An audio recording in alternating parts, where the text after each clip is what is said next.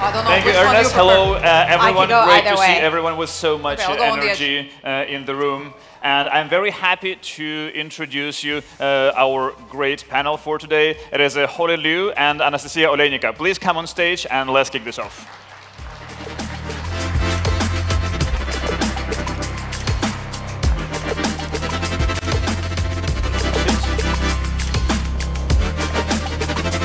Right. So we're here today to talk about the leap. Yeah, we have the right topic now. So how big is the leap and how do the role of a founder change during the life cycle of a company? Or on the other hand, how does a person who comes to fill the shoes of a co-founder CEO feel at the end of the day?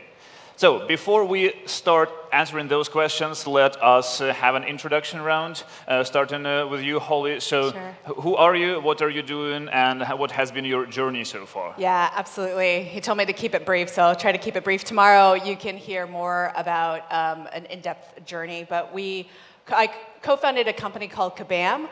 We started out as a corporate social network, but exited as a billion-dollar mobile gaming company.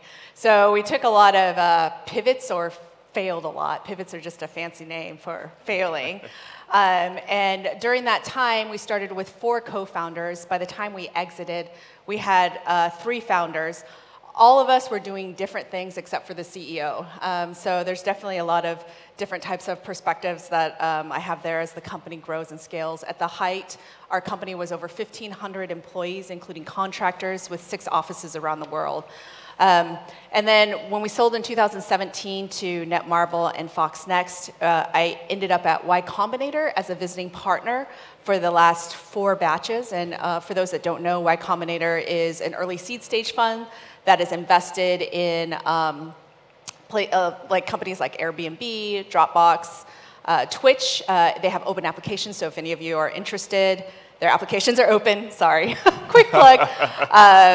And I currently now spend my time writing a newsletter called Founder Musings on a lot of the stuff that we went through as a founder, how to scale as a founder, as well as lots of things that I've seen. So we got 10 years journey as a co-founder, yes. And for you, Anastasija? I'm CEO of Tuino, and I'm here today because I followed in steps of founding CEO who was running the company for more than 10 years. Tuino is a peer-to-peer platform founded and based in Latvia. We have around 450 employees worldwide at the moment. Our revenues are around 80 million euro. And my journey to this CEO position was quite a long and interesting one. I started my career in investment banking in a daughter company of SEB, SEB and Skilda. Then after some time, I transferred to the industry and also joined Tuino in a financial role. So I was a CFO for some time, then after a while also an interim COO. And last summer, I took over the CEO position from the founder. Right. Holly, can you list all the roles that you held during that 10 years tenure at Kabam? Sure. I started out as a product designer. That was my background and kind of my training. And then I ended up becoming the general manager of casual games. Once we went into games, I ended up helping doing a little bit of design. And then the CEO said, hey, Holly, we're going to scale. I need some help. I need you to run HR. I said, oh my gosh, are you sure that's what you want me to do? He said, absolutely. You're the only person who's seen almost every nook and cranny of the company, just like you see a lot of the nook and crannies, that you'll be able to do this. And it was incredibly different. And I did choose that role because I realized I wanted to be in a leadership position rather than just staying as design, as much as I love design. And then while I was there, that kind of shifted a lot. I initially was focused a lot on compensation and benefits, of all things. And then I ended up kind of growing the team into a more full-fledged HR team. Then I moved over to chief of staff and kind of did whatever they asked me to. And then my last position there was one that we kind of created. It was called a chief development officer, where I was developing relationships in China. And that was really half evangelist, half type of international arm of kind of the company, and definitely helped in terms of leading towards our acquisition. That's not how I understood chief development officer when I saw it I know. on Now LinkedIn. looking back, I realize if you're in a nonprofit, they think you're fundraising. If you're in the game studio, they think you're actually the actual development. So I realized that later, too late, but. So in this journey, what do you think would have been the hardest challenge with these changes of roles through the years? Yeah, I think some of the hardest challenges, particularly as a founder and with the co-founding team, is that you see it as nothing initially, and you bring it into this world. And so you have a really great, weirdly, an emotional attachment to it. And at the same time, you need to let it grow. And this might be hard for people who aren't parents out there, but it is a lot like parenting a child, except for you're parenting it with 3 or 4. So there's a lot of places where it's incredibly painful, and initially your success is really much tied into the company's success, and it still is as it gets larger, but you realize you have much less impact. And so sometimes things that happen in the company is really external to you, and then you're also held to a certain standard. And oftentimes we always like to, as founders, you want to take out the politics of everything. But it becomes really, really difficult as it gets bigger. I found myself, as it got larger, almost in some ways, even one day I came in the office, and I was like, oh man, I need to get ready to put in some FaceTime at the office, which was exactly how I felt working at a big company and why I left in the first place. So it's very strange that the role, the most painful pieces is kind of seeing yourself as like, oh my gosh, it's a cog in a machine. And at the same time, you're creating this ecosystem and trying to systemize things so that you can predict, you can move, and you can move all these people around. And I think that on a personal and professional, and trying to grow on a career development basis, because oftentimes I think people who are founders, particularly first-time founders, if I were honest, none of us had managed people before, period. So we were all figuring that out along the way. And so trying to scale and still stay relevant to the company was one of my personal challenges, and it was really hard. Right. Anastasija, so you've been the CEO of Tuino for more than half a year now, right? What has been the hardest challenge for you then? Well, you know, at Tuino, and also I think in any company where a CEO from, let's say, outside is replacing a founder, there are always quite big shoes to fill. And that definitely was the case for me. First of all, when a founder runs a company, especially in fintech industry, especially where decisions need to be made quickly and in a very agile manner, it may turn more into, let's say, a one-man show where all of the decisions are centralized and made by the founder because it's his business, his responsibility, and he is the ultimate owner of the processes. And I had to take over the organization that was used to that, used to having somebody behind their back, watching over, and being ready to step in and fix if they were failing at something, and transform this organization into more mature and balanced decision-making vehicle where everybody actually knows their responsibility area and actually feels ownership behind the processes that they're running. So that's probably the biggest challenge. Right. How does it make you feel in general? So having to be there as the CEO, as this new person, instead of the person who used to be there? Oh, absolutely exciting. You know, Tuino is a large company. It has good growth perspectives, and I feel excited to be able to add value in my day-to-day life and actually bring Tuino to its, how to say, next big things and then grow the company. And you started in a financial capacity and then moved on to become the CFO and then the CEO. Over this journey of 4 years, if I'm not mistaken, right? Yeah. How did the interaction with the team change for you? Well, I guess every leader at some point understands that they need to maybe sometimes shield their team from external stress and external irritators, and maybe absorb some of that themselves in order to allow the team to feel comfortable and to operate in the most efficient manner to carry out their daily tasks. So I guess that was the biggest change for me, to understand that I actually am this shield for the team, and I need to care for the team for them to perform their best. Right. But initially it was just your team in the financial part of the company, and now it's the whole company. Yeah, that's right. How about you, Holly? In terms of? In terms of the changes in the team dynamics and in the yes. relationship that you had with Yes. the team at the beginning and at the end. Absolutely. So in the beginning, particularly our relationship was with the co-founding team. And it's pretty funny if you guys are at that start. I like to call that the rowboat phase, where you're all in this boat that's probably really terrible and everybody's rowing together, and you can feel you have the largest amount of impact, but it's only in your surroundings. And so you only have each other to rely on, and it's a very generalist, it's almost like you're in the foxhole together, if you will. But I noticed over time that particularly my relationship with the founding team was a much wider impact. Like the impact was a lot thinner, so it's broader impact, but not as deep, because we were all running different parts of the organization. So my other founder, who wasn't the CEO, ended up in China and running the entire China office. He was the CTO initially, and so I think that's part of kind of the, I guess, issue or challenges as the non-founding CEO is a CEO is a very clear title. I kind of know, okay, they're the person that's manning the ship. For lack of a better term. And if I just said I was a co-founder, people wouldn't know what I'm doing. So it's not really a title.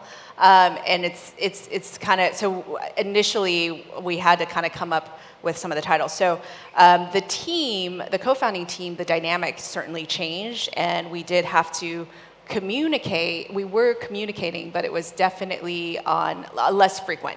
Definitely not as frequent as before.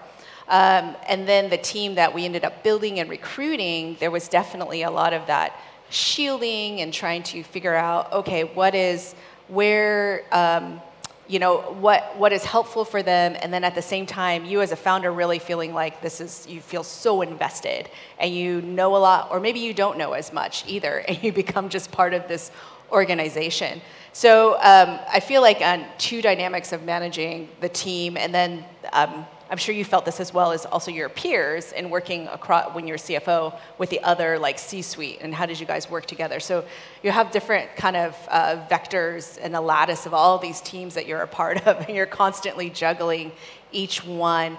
I do think what's a little bit interesting about the co-founding role as it gets bigger, as the company gets bigger, is you get a specified title.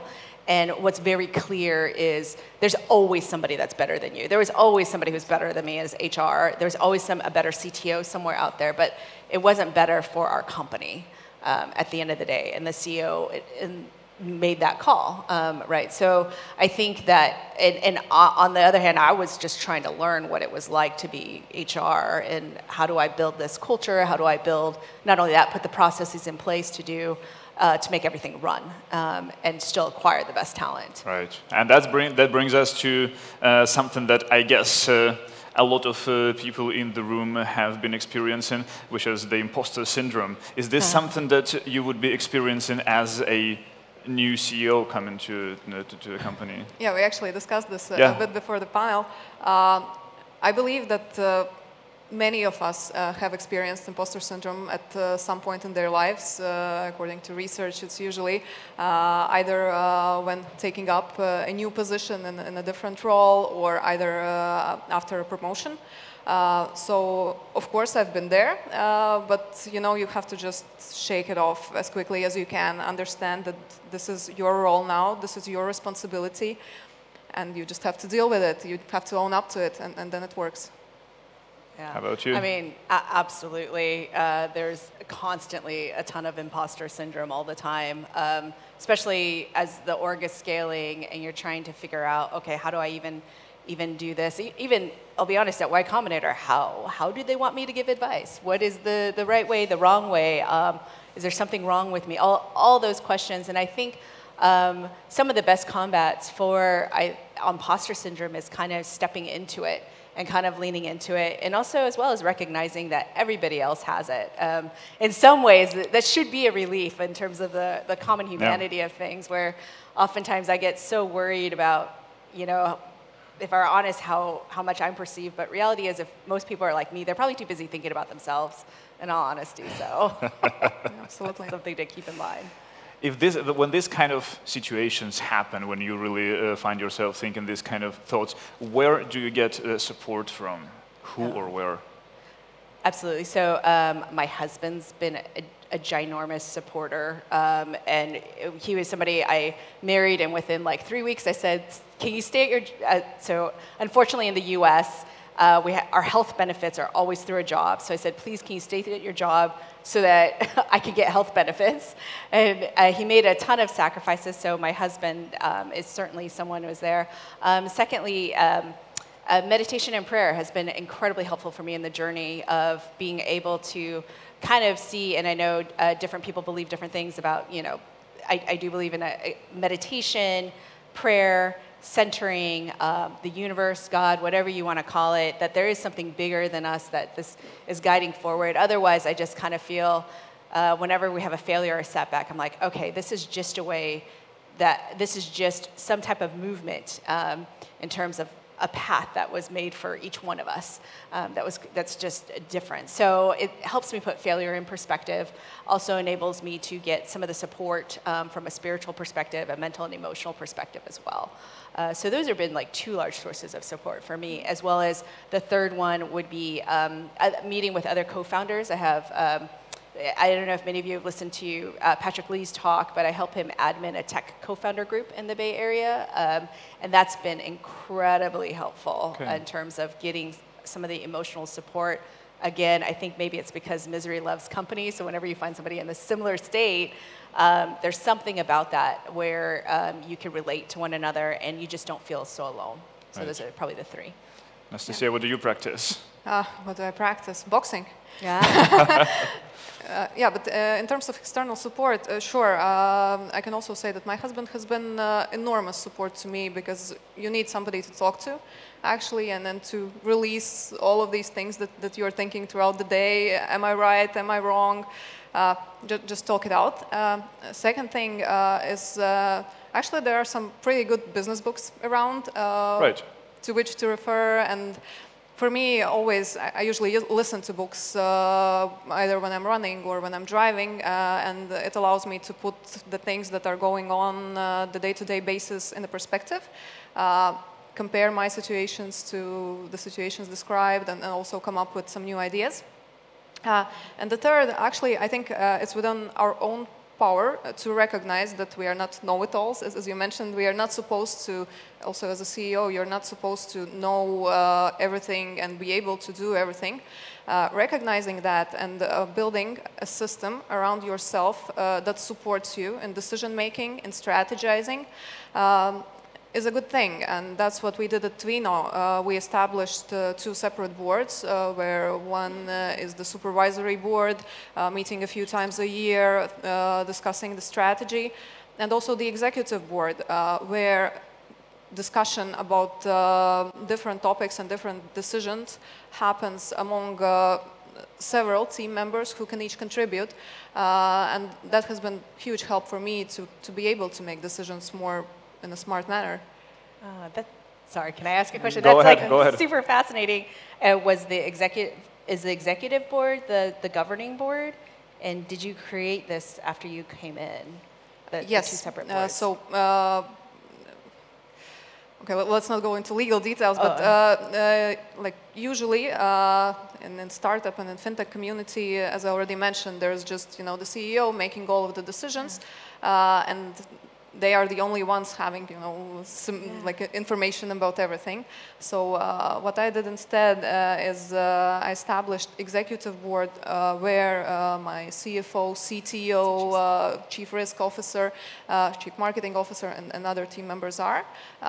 And I'm always facilitating the discussion about different kinds of decisions that we are taking. So it's the executive team. Yeah, it's the executive team. Ah, okay. Great. Okay, that's so we got two very interesting, very different perspectives on the problem today. We are very short on time, so a blitz round of advice from both of you to people who experience these changes of roles in top management of companies, of startups, in any way as a co-founder, as a CEO.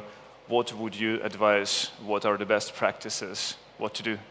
Sure. My one piece of advice is if you're in a particular role like myself, who is a co-founder and is open to the whole kitchen sink, I think you should really consider as you're asked to do all of these things, really make it your own, because I think if you miss out on this amazing rocket ship of your own company, I think you'll fully regret it. So I know that sometimes you're going to be asked to do things you don't like, but there's so much growth that I was able to have as a result of that. Yeah, and for people transitioning into CEO position, either within their own organization or from outside, I'd say the key piece of advice is to be ready to roll up their sleeves as soon as possible and to dig deep into the product, into operations, because the CEO position is about seeing whole operations, and the more you're familiar with different aspects of it, the better you can actually see where efficiencies may come from. Perfect. Holly, Anastasija, thank you so much. Thank you so much, you all. I hope you are going to leave this room knowing something that you didn't know before you came here. And let's have a great round of applause for our panelists today. Thank you so much. Thank you. Thank you.